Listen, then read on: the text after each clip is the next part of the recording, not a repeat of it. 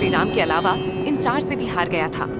रावण, अधिकतर लोग यही जानते हैं कि रावण सिर्फ श्री राम से ही हारा था, लेकिन यह सच नहीं है। रावण श्री राम के अलावा शिवजी, राजा बलि, बाली और सहस्त्रबाहु से भी पराजित हो चुका था। यहां जानिए इन चारों से रावण कब और कैसे हारा था। बाली से रावण की हार।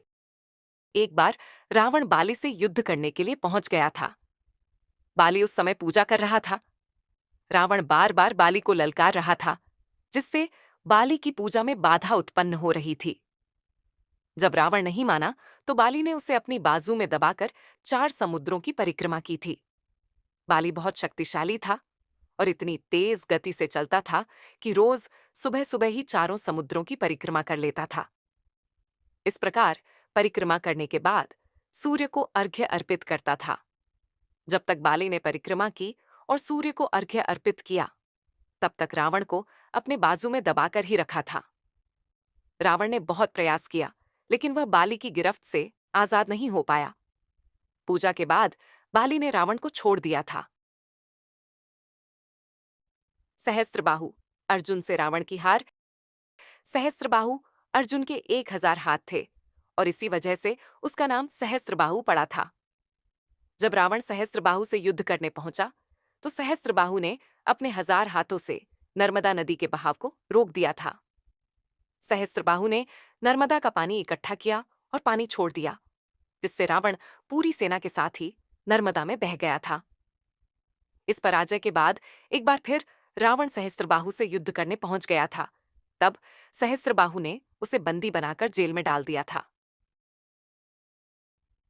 राजा बलि के महल में रावण की हार। दैत्यराज बलि पाताल लोक के राजा थे। एक बार रावण राजा बलि से युद्ध करने के लिए पाताल लोक में उनके महल तक पहुंच गया था। वहां पहुंचकर रावण ने बलि को युद्ध के लिए ललकारा। उस समय बलि के महल में खेल रहे बच्चों ने ही रावण को पकड़कर घोड़ों के साथ अस्तबल में बांध दिया था। इस प्रकार राजा बलि के महल में रावण की हार हुई। शिवजी से रावण की हार। रावण बहुत शक्तिशाली था और उसे अपनी शक्ति पर बहुत ही घमंड भी था। रावण इस घमंड के नशे में शिवजी को हराने के लिए कैलाश पर्वत पर पहुंच गया था। रावण ने शिवजी को युद्ध के लिए ललकारा, लेकिन महादेव तो ध्यान में लीन थे। रावण कैलाश पर्वत को उठाने लगा। तब शिवजी ने पैर के अंगूठे से ही कैलाश का भार बढ़ा दिया। इस भार को रावण उठा नहीं सका और उसका हाथ पर्वत के नीचे दब गया। बहुत प्रयत्न के बाद भी रावण अपना हाथ वहां से नहीं निकाल सका।